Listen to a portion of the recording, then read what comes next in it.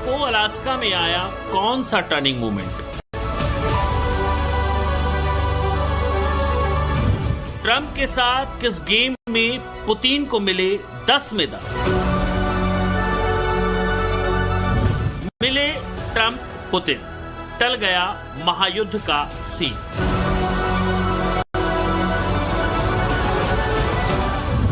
समझौते की कौन सी शर्त जेलेंस्की को माननी होगी?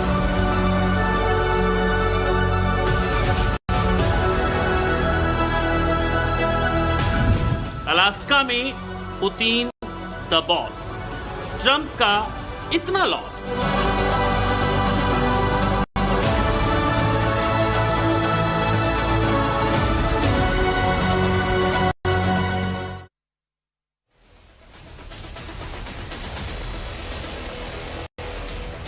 नमस्कार, मैं हूं विद्यानाथ झा और आप देख रहे हैं स्पेशल रिपोर्ट। कैसे अलास्का में रूसी राष्ट्रपति व्लादिमीर पुतिन अमेरिकी राष्ट्रपति डोनाल्ड ट्रंप पर 20 साबित हुए।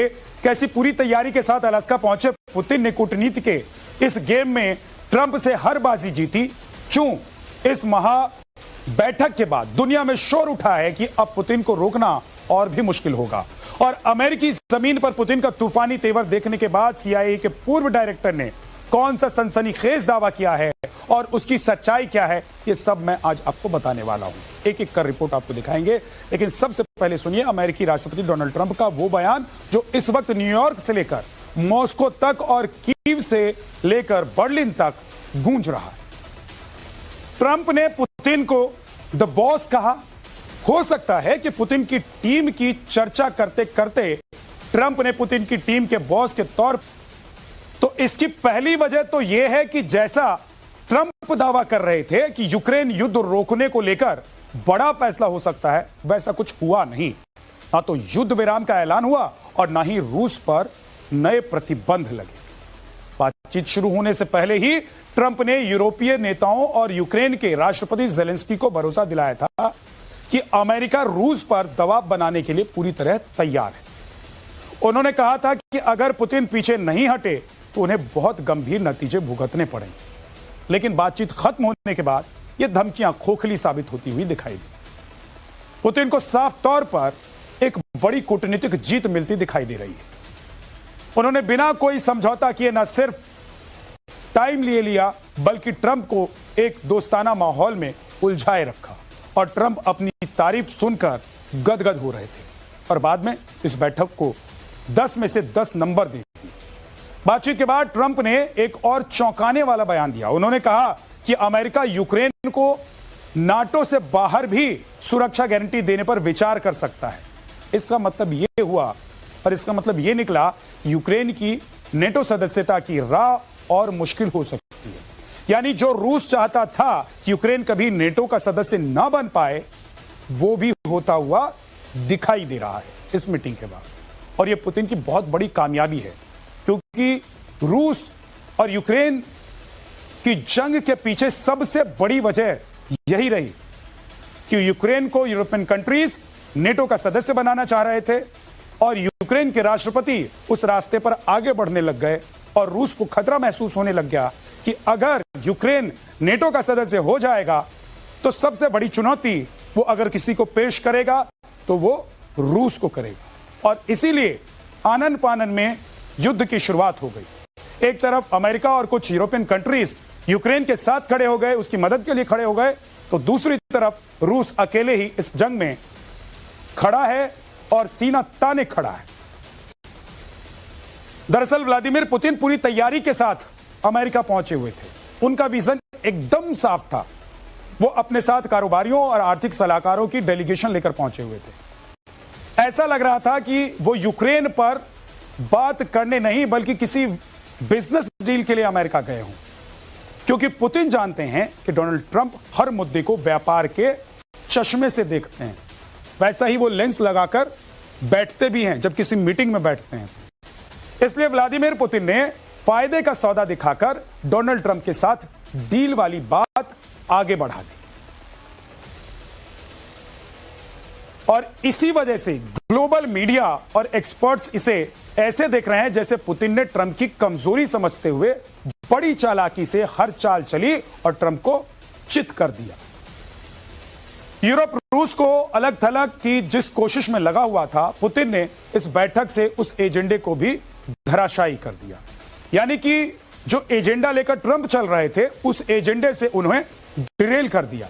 जिस ट्रैक पर ट्रंप चलना चाह रहे थे, चुपके से, धीरे से, चालाकी से, कूटनीति के जरिए उस ट्रैक को वो अपनी तरफ मोड़कर ले गए और ट्रंप की गाड़ी अमेरिका पहुंचने की जगह रूस पहुंच गई। कहा जा रहा है कि पुतिन की चाल की वजह से नेटो में फूट पड़ चुकी है। सोचिए, जो नेटो कभी यूक्रेन को सदस्य बनाना चाह रहा था, जो अमेरिका कह रहा था कि नेटो का सदस्य यूक्रेन को होना चाहिए, जब मीटिंग टेबल पर रूस के साथ इस मुद्दे पर बातचीत होनी थी, तो पुतिन ने धीरे से बातचीत का रुख मोड़ दिया, चालाकी से। क्योंकि जैसा कि मैंने आपको बताया कि ट्रंप यूक्रेन को नेटो से बाहर रखने पर भी सहमत होते हुए दिखाई दिए, और वो इस वजह से, क्योंकि ट्रंप कह रहे हैं कि नेटो से बाहर रखकर भी यूक्रेन को मदद की जा सकती है, यूक्रेन को सुरक्षित रखा जा सकता है, यूक्रेन की सुरक्षा पर बात हो सकती है। और रूस यही तो चाहता था। रूस के नजरिए से यह बहुत बड़ी बात हो गई, बहुत बड़ी डील हो गई। समझिए, जिसके लिए पूरी लड़ाई चल रही है, युद्ध चल रहा है, वो बात अगर हो गई जो रूस चाह रहा था, तो फिर तो रूस की चली, ट्रंप या अमेरिका की कहां चली। क्योंकि रूस ने यूक्रेन पर हमला ही इस बात को लेकर किया था कि नेटो का सदस्य यूक्रेन नहीं बनेगा। अगर यूक्रेन नेटो का सदस्य बन जाता तो यूक्रेन में नेटो देश के तमाम हथियार और आधुनिक संसाधन की जो भी चीजें हैं वो बॉर्डर पर तैनात हो जाती। आधुनिक युद्ध के लिए इस्तेमाल किए जाने वाले तमाम वो हथियार और उपकरण बॉर्डर पर तैनात कर दिए जाते और एक तरीके से अमेरिका और नेटो देश रूस को जब जैसा चाहे वैसा करने के लिए मजबूर कर सकते थे। और रूस यही नहीं चाहता था, इसलिए रूस ने तय किया कि हम जंग लड़ेंगे लेकिन यूक्रेन को नेटो का सदस्य नहीं बनने देंगे। और अब जब ट्रंप के साथ मीटिंग हुई है तो चालाकी से पुतिन ने अपनी बातें लगभग मनवा ली हैं। अंतर्राष्ट्रीय आपराधिक न्यायालय यानी कि आईसीसी ने पुतिन के खिलाफ गिरफ्तारी वारंट जारी किया था, आपको याद होगा, जिससे पुतिन की विदेश यात्राएं सीमित हो गई थी। लेकिन अलास्का में ट्रंप के साथ बैठक ने पुतिन को न केवल ग्लोबल प्लेटफॉर्म पर नई वैधता दी है, बल्कि उनकी स्थिति को भी और मजबूत कर दिया है। दूसरी तरफ ट्रंप ने पुतिन की तारीफ को ही अपनी जीत मान लिया। आपको मालूम है, आप समझते होंगे, देखते होंगे, ट्रंप का यह दूसरा टर्न है और ट्रंप की जब कोई तारीफ करता है तो गदगद हो जाते हैं, प्रफुल्लित हो जाते हैं। और यही वजह है कि जब पुतिन के साथ उनकी बैठक चल रही थी तो इस हथियार को पुतिन ने इस्तेमाल किया और ट्रंप को डिरेल कर दिया। लेकिन दूसरी तरफ पुतिन रणनीतिक तरीके से अपनी शर्तें मनवाने में भी माहिर माने जाते हैं और उन्होंने इस बार भी वही किया, अपनी शर्तें उन्होंने मनवा ली। कहा जा रहा है कि पुतिन ने यूक्रेन के डोनेत्स्क, लुहांस्क, खेरसोन और ज़ेपोरिज़िया पर रूसी कब्जा छोड़ने की बात को खारिज कर दिया और ट्रंप विरोध भी इसका नहीं कर पाए। और यही वजह है कि यूक्रेन इस मीटिंग की वजह से और परेशान हो गया है। एक बड़ी खबर इस बीच क्या है वो आपको बता देता हूं। यूक्रेन के राष्ट्रपति ज़ेलेंस्की ने बड़ा बयान दिया है।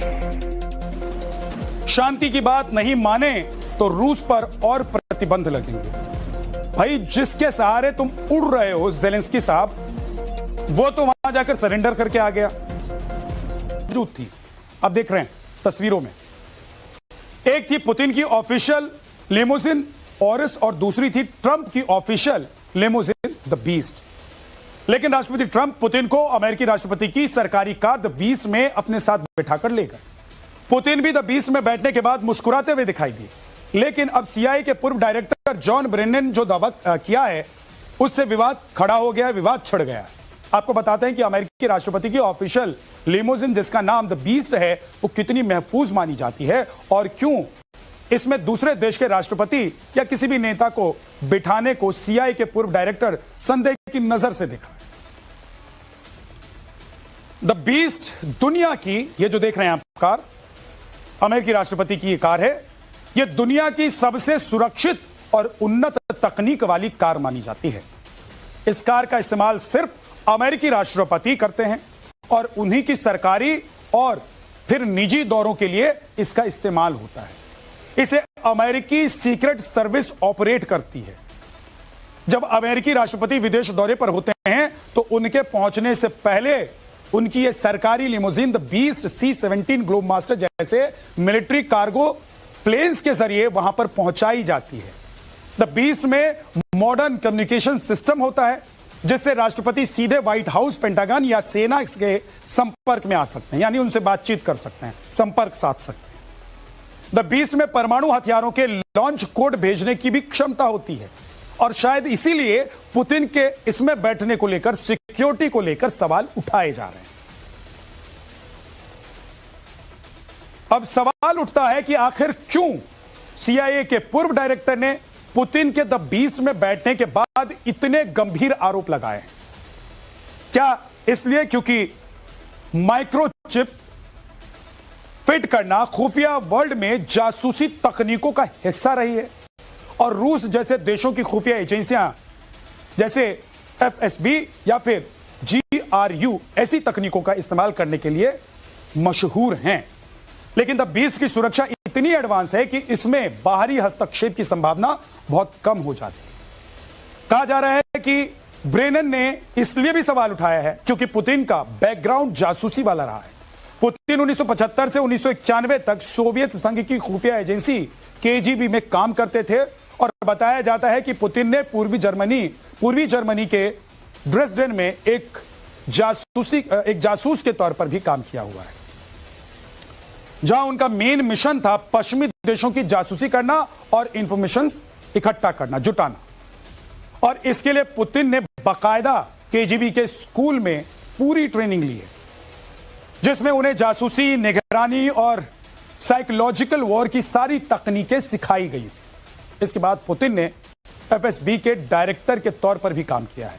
लेकिन ऐसी हिस्ट्री के बावजूद पुतिन के द बीस्ट में बैठने को लेकर सवाल उठाना ज्यादातर लोगों को पच नहीं रहा है और उसकी वजह यह है कि जब जॉन